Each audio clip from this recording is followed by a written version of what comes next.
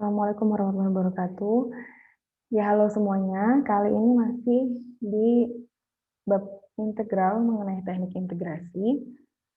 Kita akan bahas teknik integrasi yang ketiga, yaitu di sini dia adalah substitusi merasionalkan. Ya, kita langsung aja.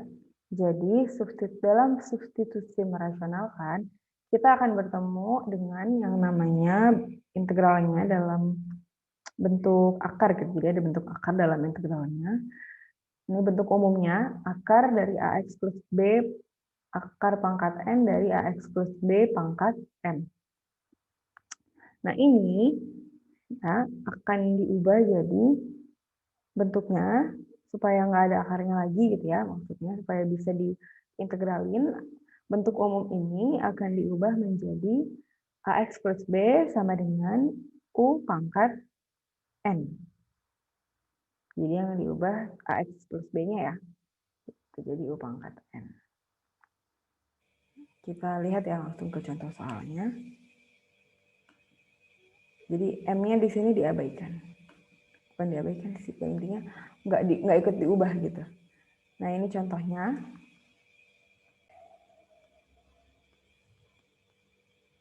Tadi kan yang diubah adalah yang di dalam akar gitu ya. Nah kemudian di sini kita punya yang dalam akarnya adalah akar X. Nah tadi kan diubahnya ya, apabila kita punya kita punya akar pangkat N dari AX plus B pangkat M, ini akan jadi U pangkat N akan sama dengan AX plus B gitu ya. Nah, sehingga di sini berarti si akar X-nya ini akan kita ubah jadi U kuadrat sama dengan X ya. Karena kan dia akar pangkat 2 ya, jadi di sini U kuadrat sama dengan X. Sehingga kalau kita turunin kita akan punya 2U DU sama dengan DX.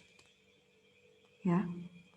Nah, di sini integralnya berarti bisa kita ubah menjadi dx-nya ini kan berubah ya. Jadi 2U DU per X di sini kan U kuadrat ya, sesuai yang ini nih. Jadi U kuadrat. Nah, akar X-nya kan berarti U. Nah, ini lebih mudah kan untuk kita integrasikan kayak gitu. Nah, sehingga ini jadi 2 integral dari, ini bisa dicoret U-nya ya. U-nya bisa dicoret, sehingga menyisakan integral dari super U DU. Nah, ini integral apa? Integralan ya. Itu sorry, U-1. U-1 DU. Nah, berarti kita akan punya 2 ln mutlak U-1 plus C. Atau boleh disederhanakan jadi, bukan disederhanakan, dikembalikan. U-nya dibalikin ya, yaitu dia X gitu ya. Sorry, akar X berarti, karena tadi kan kita punya U kuadrat sama dengan X, berarti kalau U dia jadi akar X min 1 plus C. Gitu, nah ya. Jadi lebih mudah untuk kita menyelesaikannya kalau kita benerin dulu yang dalam akar. Nah next, ini kan yang dalam akar ini ya. Berarti kita ubah lagi bentuknya jadi AX plus B ya. Berarti kita akan punya U pangkat 5 ya, karena di akar pangkat 5. U pangkat 5 sama dengan X plus 1 ya. Jadi kan walaupun di sini dia pangkat 2 tapi itu enggak kita ikut sertakan ya. Jadi cuman dalam kurungnya aja. Nah, ini diturunin deh. Jadi berapa? Jadi 5 U pangkat 4 DU sama dengan DX. Oke, lanjut. Kita bisa langsung ubah di sini. Ini kita punya X ya. X-nya berapa? X-nya kan berarti U pangkat 5 min 1 ya. Sesuai yang ini nih. X-nya adalah U pangkat 5 min 1. Nah, kemudian dalam akarnya ini berarti dia tetap di sini kita punya akar pangkat 5 dari X plus 1 kan U pangkat 5 ya. Jadi U pangkat 5 tapi di kuadratin. dx-nya ya, dx yang di sini berubah jadi 5 U pangkat 4 du. Oke, ini kan berarti menyisakan apa? Ini habis ya, si pangkat 5 ini kan menyisakan U pangkat 2 gitu ya, U pangkat 2. Berarti ini tinggal sisanya U pangkat 5 min 1 dikalikan dengan 5 U pangkat 2 sama U pangkat 4 jadi U pangkat 6 du. Nah udah deh, berarti 5-nya bisa keluar, menyisakan U pangkat 11 min U pangkat 6 du. Oke, kita integralkan seperti biasa. Ini jadi 5 dikali 1/12 U pangkat 12 dikurangi 1/7 U pangkat 7. Ya, plus C. Nah, tinggal kita balikin U-nya ya. Berarti 5 dikalikan 1/12. U-nya berarti ini jadi gini ya. Sorry, ini gini deh biar gini. Jadi akar pangkat 5 ya dari X plus 1 pangkat 12 dikurangi dengan 1/7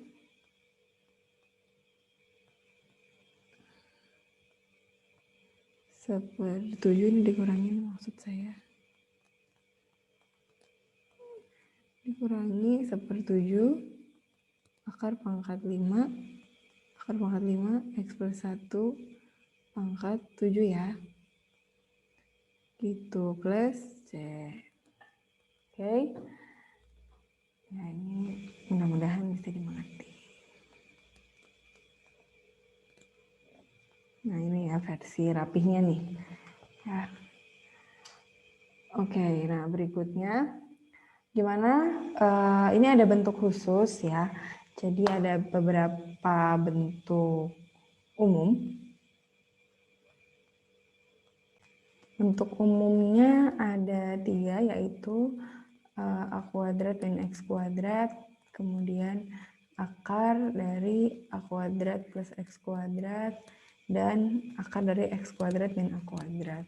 Nah, bentuk akar seperti ini dikhususkan gitu ya, substitusinya di sini sudah ditetapkan, yaitu X-nya sebagai berikut. Sehingga misalnya contohnya nih yang nomor 1 deh. Contohnya yang nomor 1, misalnya kita punya akar dari A kuadrat min X kuadrat. Kalau X-nya diganti dengan A sin T ya, dia kan akan jadi A kuadrat min A kuadrat sin kuadrat T ya. Nah berarti ini A-nya bisa keluar jadi 1 min sin T kuadrat ya kan.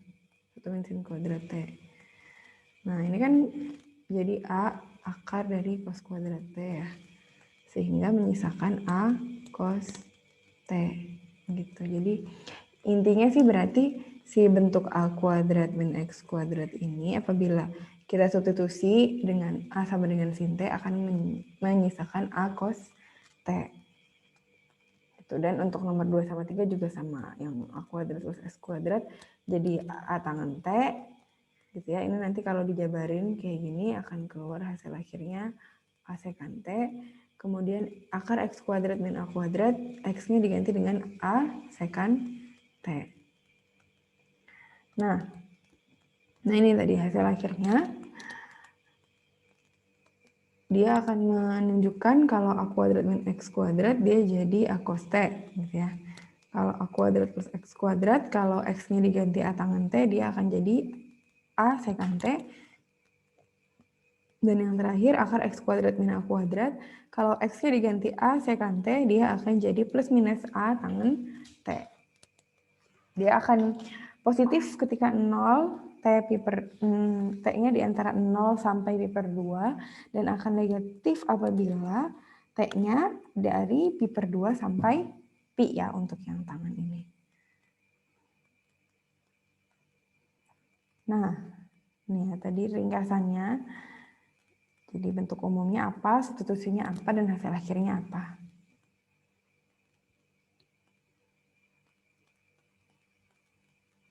Contohnya, integral dari a kuadrat dan x kuadrat dx. Nah, ini kan adalah contoh dengan bentuk yang pertama ya. Di mana berarti x-nya tadi adalah a sin t.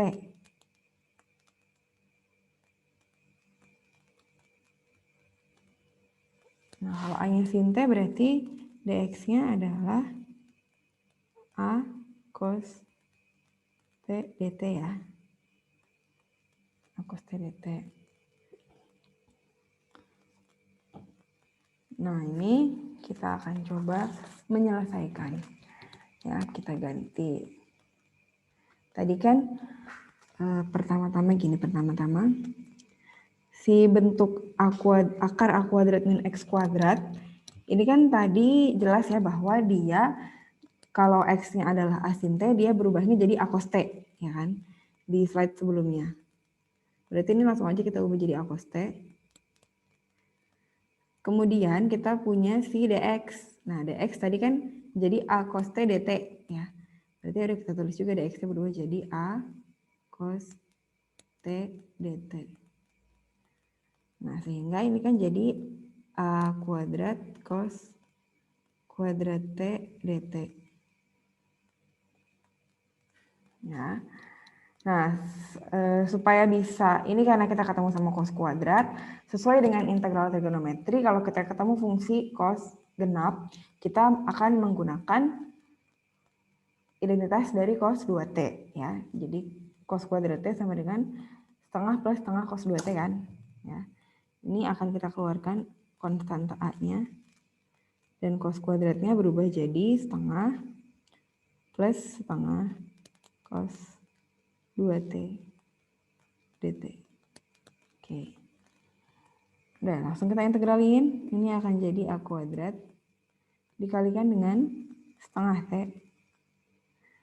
ditambah dengan 1/4 sin 2t plus c ya. Nah, udah selesai belum? Belum ya, karena kan soalnya dalam a dan x, jadi harusnya, dan dia dx gitu, jadi harusnya hasil akhirnya dalam bentuk x. Di sini masih ada t, ya kan? Berarti kita masih harus cari tahu t dan juga sin 2t ini kira-kira berapa sih gitu. Nah, gimana cara kita taunya gitu? Dari sini nih, dari yang x sama dengan a sin t, berarti kan kita tahu bahwa sin t sama dengan x per a, ya kan? Berarti t-nya sama dengan sin inverse ya nggak? Sin inverse dari x per a. Nah, berapa nih kan yang T yang ini berarti bisa terjawab nih. Tapi yang sin 2T belum terjawab ya kan. Kita harus tahu berapa sih sin T dan juga cos T. Oke, berarti kita jabarin aja dari yang ini, dari T sama dengan sin inverse X per A. Kita kan bisa buat apa namanya?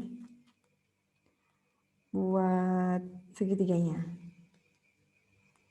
Ya, kalau misalnya ini T, kemudian sin T adalah sin inverse dari X per A, berarti di sini X, di sini A, di sini kita akan punya akar X kuadrat min A kuadrat.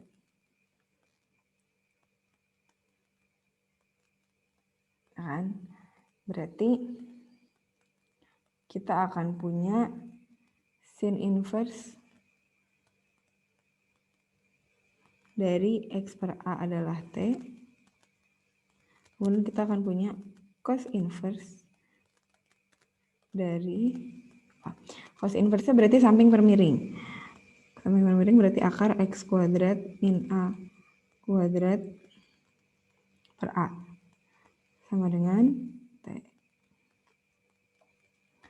T. Oke, kita punya sin inverse sama cos inverse, berarti bisa nih kita lanjutin sebenarnya.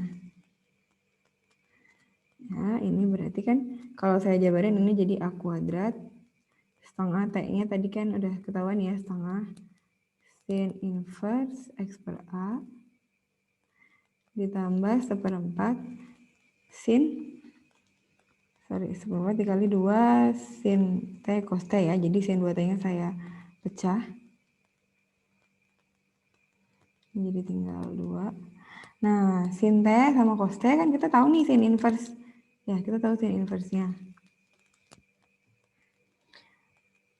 Ya enggak?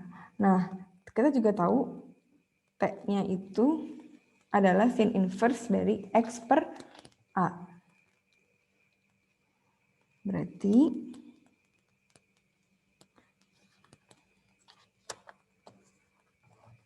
kita bisa tahu nih kan kalau sin inverse X per A adalah T, berarti sin T adalah X per A. Ya enggak? Nih, jadi saya coret-coret mana di sini jadi.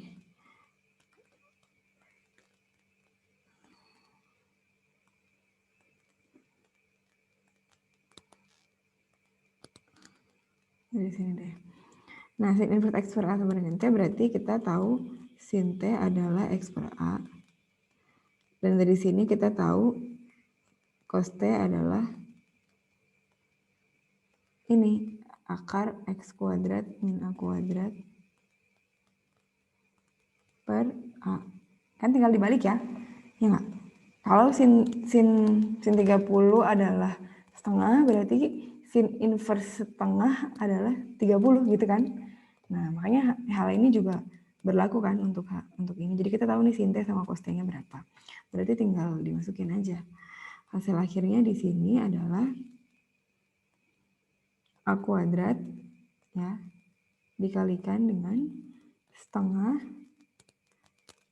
sin inverse dari X per A ditambah dengan setengah dari sin T ya X per A dikalikan dengan cos T, yaitu akar X kuadrat min A kuadrat per A.